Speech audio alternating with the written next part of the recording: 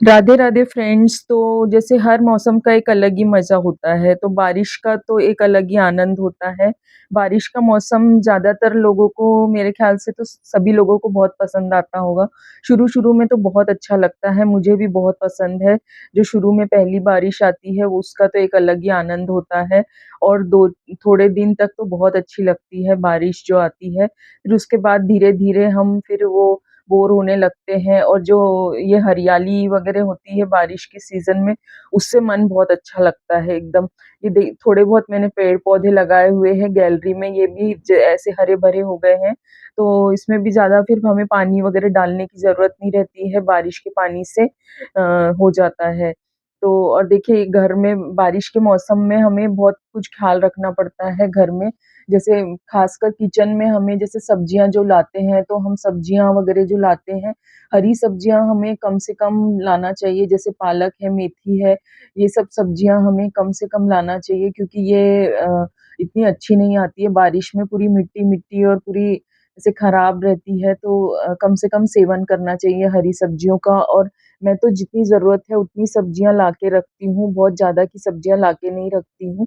क्योंकि हमारे भारत में ऐसा है हर चौक पे, हर जगह, हर एरिया में हमें सब्ज़ी तो मिल ही जाती है, तो हम जाके तुरंत ला सकते हैं और बारिश के सीज़न में ज़्यादातर घरेलू सब्जियाँ जैसे चने, मोठ, छोले इस टाइप की सब्जियाँ बनाना हमारे यहाँ ज़्यादा पसंद करते हैं। तो ये देखिए मैंने मोठ बनाए थे, तो इसको मैंने मोठ उगे हुए हैं, तो इसको अभी मोठ की सब्ज़ी बनाऊँगी और ये देखिए मैंने तड़का बनाया है दाल के लिए, तो इसमें से जो धुआँ उठता है बारिश में वो तो बहुत ही अच्छा लगता है एकदम।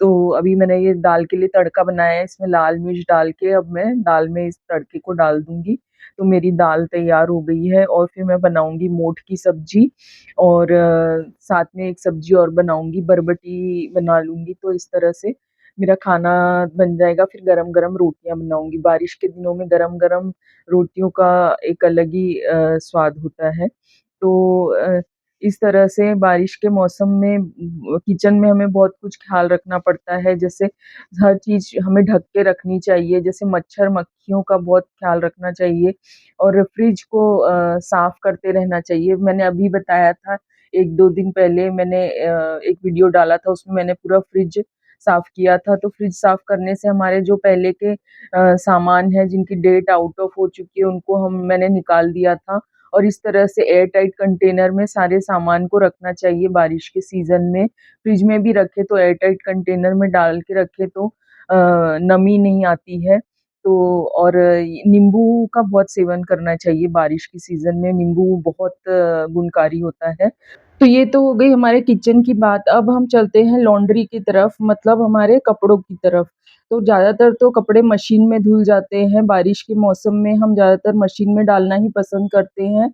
लेकिन कई कपड़े ऐसे होते हैं जिसे हमें हाथ से धोने पड़ते हैं क्योंकि उनका कलर जाता है, तो उसके लिए हमें हाथ से धो के और ना हम उसको ड्रायर में डाल सकते, तो उसको मतलब हम हाथ से वॉश करके और सुखाना पड़ता है, तो उनको सूखने में काफ़ी टाइम लगता है। तो ऐसे कपड़ों को हमें सूखने में काफ़ी टाइम लगता है, तो उनको अलग से धो के हमें सुखाना पड़ता है और ये जो मशीन वाले कपड़े हैं, वो तो हम ड्रायर में डाल के सुखा लेते हैं, उसकी वजह से ये जल्दी सूख जाते हैं। तो हमारे यहाँ तो ये झूला है, जो गैलरी में लगा हुआ है, तो उसपे मैं कपड़े डाल के ऐसे ऊपर उसको कर देती हूँ, तो ऊपर बाजू बिल्कुल भी बारिश नहीं आती है, तो वो सूखते रहते हैं ऊपर, आराम से सूख जाते हैं।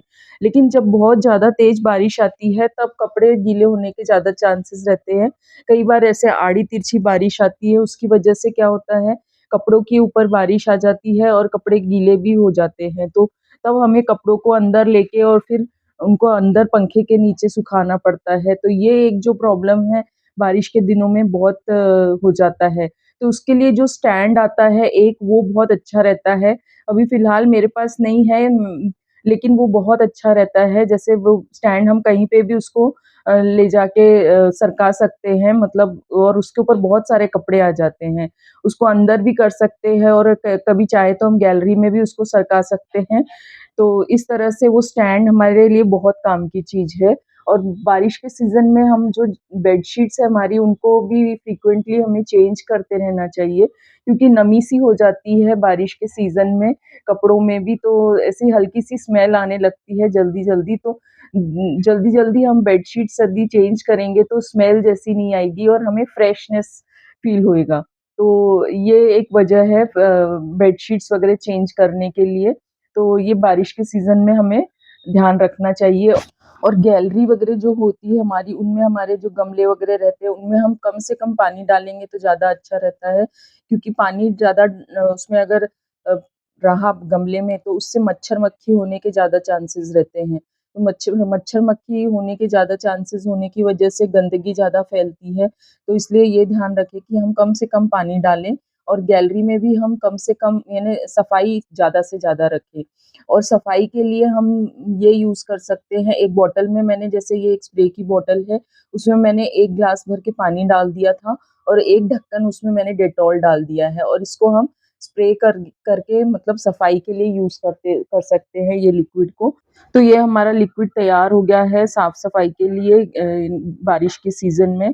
तो जहाँ पे भी हमको थोड़ी-सी क्लीनिंग करनी हो, जहाँ मच्छर-मक्खी वगैरह ना आने चाहिए, मतलब साफ-सफाई रहनी चाहिए, वहाँ पे हम ये वाला लिक्विड इस तरह से स्प्रे करके और फिर क्लीन कर सकते हैं। इससे हम बीमारियों से बचे रहेंगे। तो और हम जो भी पोछा लगाएँ, चाहे मेड से लगवाएँ, चाहे खुद लगाएँ, तो उसमें हम फ़िनाइल ज़रूर डालें। तो फ़िनाइल ज़रूर डालना चाहिए हमारे पोछे के पानी में और थोड़ा-सा हल्का-सा नमक भी डाल लेना चाहिए। न नमक से नेगेटिविटी नहीं रहती है, तो घर में पॉज़िटिविटी बनी रहती है। और ये जो बाहर शू रैक के ऊपर जो गमले रखे हैं, उसमें भी हम पानी अभी बिल्कुल नहीं डालते हैं, कि पानी जमा रहने से मच्छर-मक्खी होंगे और उससे बीमारियाँ होई। और पैरों को वाइप करने के लिए रग्स हर जगह बिछाने चाहिए ताकि गंदगी ना फैले, जैसे बाथरूम के सामने, वॉश एरिया के सामने, सामने जो हमारा मेन डोर है उसके सामने। तो ये कुछ टिप्स है जो बारिश में हमें फ़ॉलो करनी चाहिए।